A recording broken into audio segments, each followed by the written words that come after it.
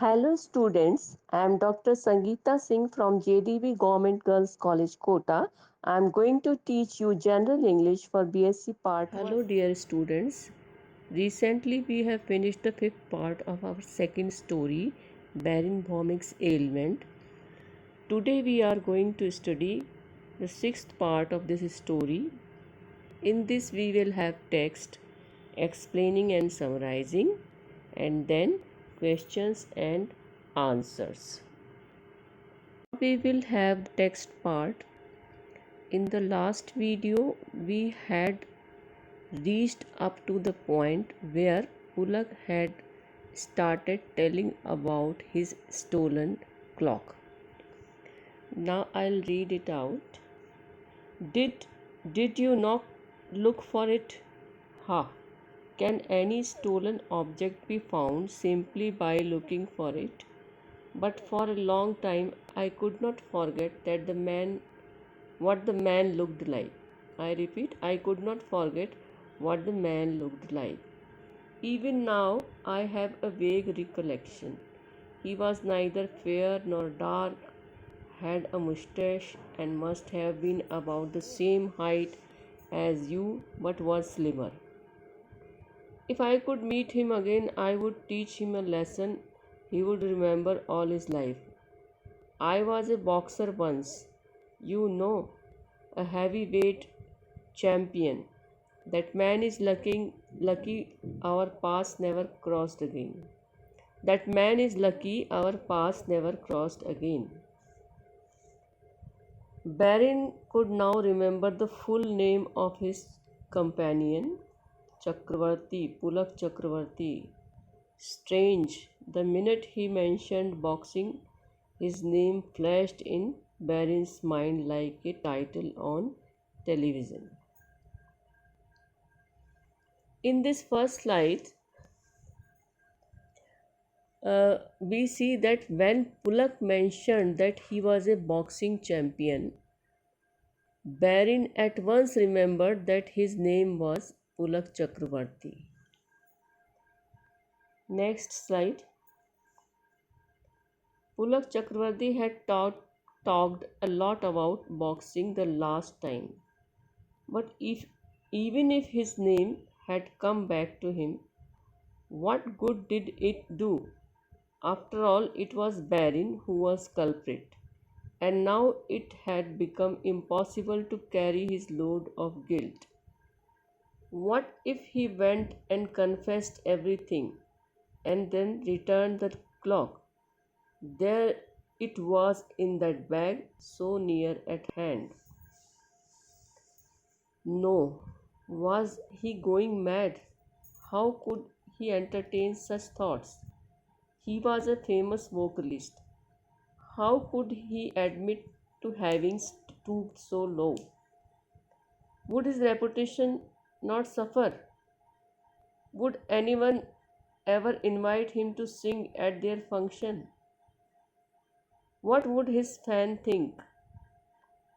What would his fans think? Where was the guarantee that this other man was not a journalist or so in this slide here we see Baron cross questioning himself whether to return the clock and confess the theft. Next slide, so low. Would his reputation not suffer? Would anyone ever invite him to sing at their function? What would his fans think? Where was the guarantee that this other man was not a journalist or someone connected with the media? No, there was no question of making a confession. This is somewhat the repetition of the earlier slide, so I slide it away. Perhaps there was no need for it either. Perhaps he would be recognized anyway. Pulak Chakravarti was giving him rather odd looks. Delhi was still 16 hours away. There was every chance of being caught. In Barin's mind flashed a sudden image. His mustache had grown back. The flush on his face had worn away. His glasses had vanished. Pulak Chakravarti was staring hard at the face he had seen 9 years ago. The look of amazement in his slightly hazel eyes was slowly turning into a look filled with anger. His lips were parting in a slow, cruel smile. Aha! He seemed to be saying, "You are the same man, are you not? Good. I have waited all these years to lay my hands on you. Now I shall have my little revenge." This is very funny slide. We see Barin thinking about the hazards regarding his career if he accepts that he has stolen the clock. Then uh, Barin's imagination goes high and he feels himself being recognized by Pulak Chakravarti. Next slide. By 10 p.m., Barin had acquired a fairly high temperature, accompanied by intense shivering. He called the guard and asked for an extra blanket. Then he covered himself from head to foot with both blankets and lay flat on his back. Pulak Chakravarti closed the door of their compartment and bolted it. Before switching off the lights, he said, "Are you unwell? I have some very effective pills with me. Here, take these too. You are not used to traveling in an air conditioned coach, are you?" Barin swallowed the tablets. Well, given his present condition, Chakravarti might spare him a ruthless punishment. But Barin had made up his mind about one thing. He must transfer that clock to the suitcase of it. He must transfer that clock to the suitcase of its rightful owner. He must try to get this. Barin is unwell. In this slide, we see that Barin is unwell with shivering and fever and receives two tablets from Pulak Chakravarti and swallows them. Here we see his determination to return the clock. Next slide. Done tonight, if possible. But he could not move until his temperature went down. His body was still shivering occasionally. Pulak had switched on the reading lamp over his head. He had a paper bag open in his hand. But was he reading it? Or was he only staring at a page and thinking of something else? Why did he not turn the page? How long could it take to read a couple of pages? Suddenly, Barin noticed Pulak's eyes were no longer fixed on the book. He had turned his head slightly and was looking at Barin. Barin closed his eyes. After a long time, he opened one of them cautiously and glanced at Chakravarti. Yes, he was still staring hard at Barin. Barin promptly shut his again. His heart was jumping. Here we see Barin notices that Pulak was not reading the book. Actually, he was staring at Barin. Barin's heart began to jump like a frog. Next slide. Like a frog like a frog matching the rhythm of the wheels. Lub dub, lub dub, lub dub. A faint click told him that the reading light had been switched off. Slightly reassured, he opened both his eyes this time. The light in the corridor outside was coming in through a crack in the door. Barin saw Pulak Chakravarti put his book down on the table beside Barin's bag. Then he pulled his blanket up to his chin, turned on his side facing Barin, and yawned noisily. Barin's heartbeats gradually returned to normal. Tomorrow, yes, tomorrow morning he must return the clock. He had noticed Pulak's suitcase was unlocked. He had gone and changed into a sleeping suit only a little while ago. In this slide, Barin is watching Pulak's activities.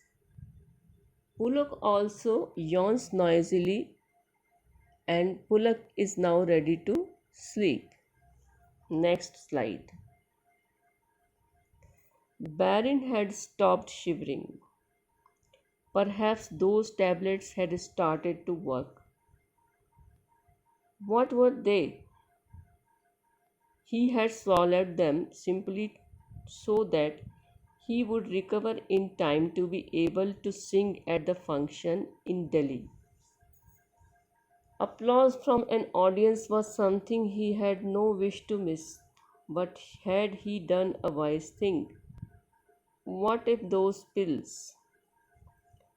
No, he must not think about such things. The incident of the glass vibrating against the wall was bad enough. Obviously, all these strange ideas were simply a result of a sick and guilt ridden mind. Tomorrow he must find a remedy for this. Without a clear conscience, he could not have a clear voice, and his performance would be a total failure. Bengal Association. The tinkle of cups, the tinkle of teacups woke Barin in the morning. A waiter had.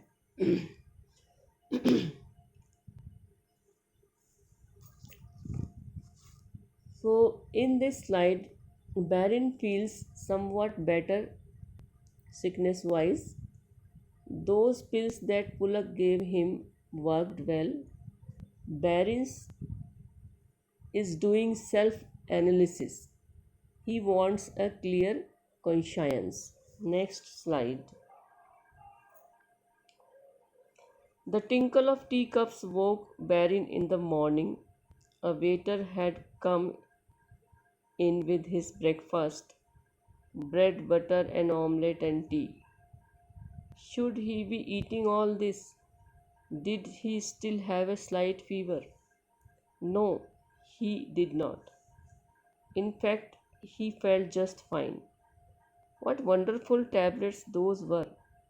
He began to feel quite grateful towards Pulak Chakravarti. But where was he? In the bathroom, perhaps? Or was he in the corridor? Barin went out to take a look as soon as the waiter had gone. There was no one in the corridor outside. How long ago had Pulak left? Should he take a chance? Barin took a chance, but did not quite succeed in his effort. He had taken the clock out of his own bag and had just bent down to pull out Pulak's suitcase from under his berth when his fellow. In this slide, we see that it was morning and Barin had recovered from illness and feels grateful to Pulak. When Pulak was not in his when Pulak was not on his berth, Barin tried to replace the clock into Pulak's suitcase, but then suddenly Pulak entered. So Barin could not return the clock to the fellow passenger in this slide.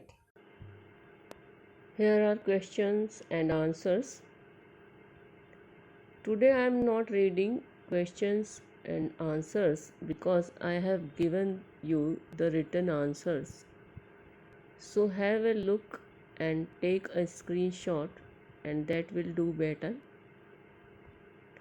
I'll take leave till the next video. Meet you soon. This is the last slide, and I request you to take the screenshot of this slide so that you can study these answers.